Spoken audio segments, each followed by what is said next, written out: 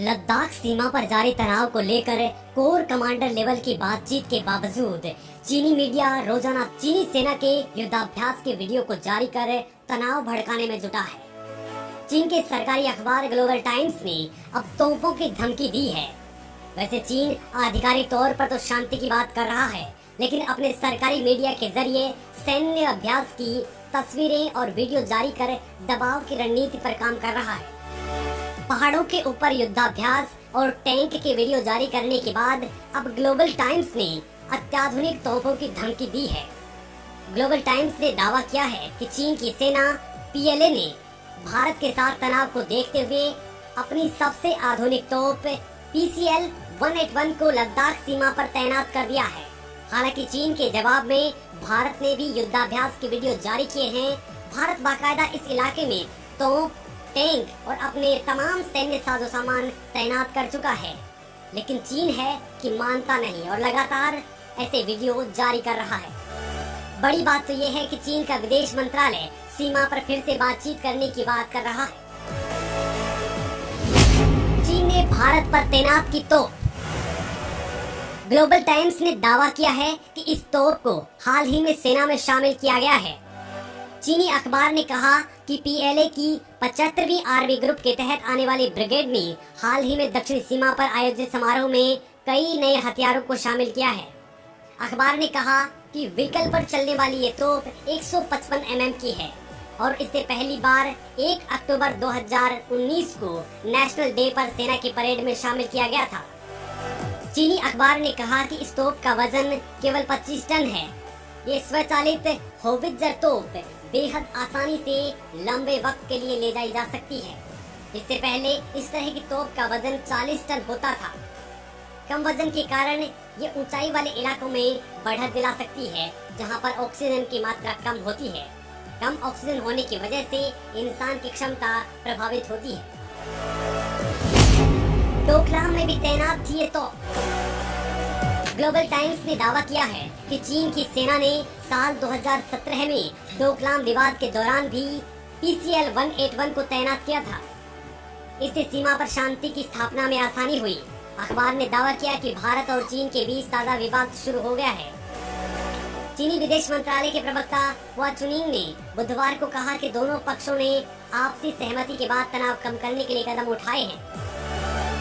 Global times ने कहा कि PCL-181 तोपों की तैनाती शनिवार को भारत चीन के बीच सकारात्मक बातचीत से पहले की गई थी।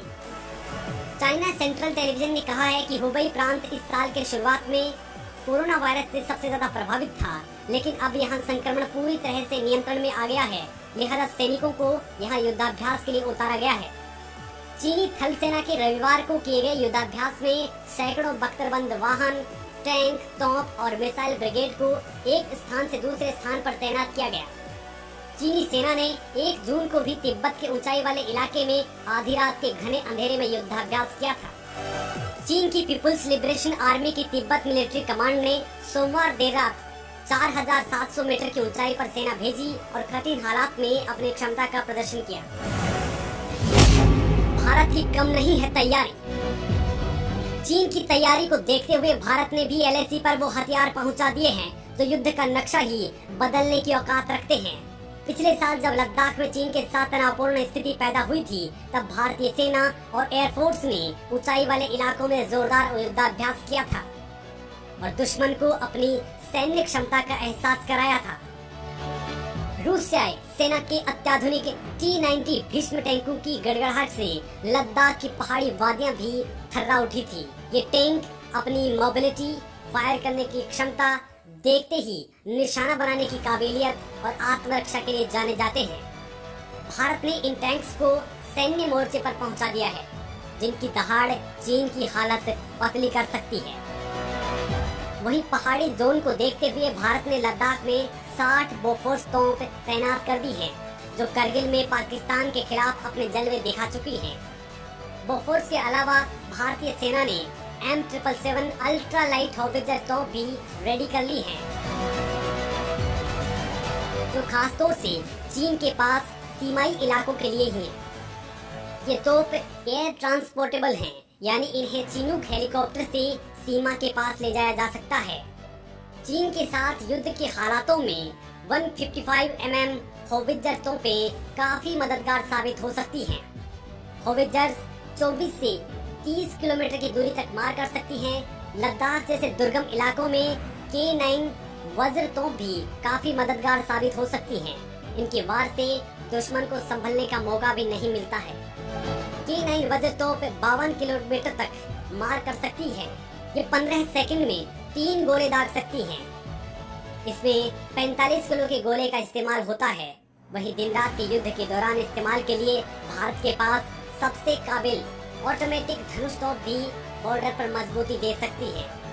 चीन के साथ जो हालात है और अगर ये हालात युद्ध में तब्दील होते हैं तो देसी तकनीक पर बनी ये तोपें दुश्मन को खासा नुकसान पहुंचा सकती हैं।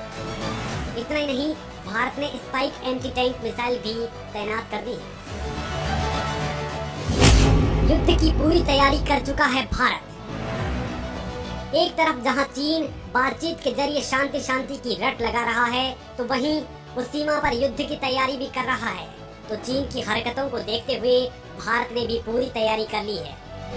बॉर्डर पर तोपें तैनात करने के साथ ही अपने फाइटर जेट्स, परिवहन विमानों और हेलीकॉप्टर्स को हाई अलर्ट पर रखा गया है। सेना ने युद्ध के लिए जरूरी गोला बारूद और उपकरण पहुंचाना लगातार जारी रखा हुआ है। इसके साथ ही रणनीतिक मोर्चों पर भी भारत तेजी से काम कर रहा है। सीमा विवाद और उससे निपटने के प्रयासों पर अपने पारंपरिक मित्र देश रूस और प्रमुख रणनीतिक साझेदार अमेरिका को भी भरोसे में ले लिया गया है। सैन्य झड़प से शुरू हुआ था विवाद।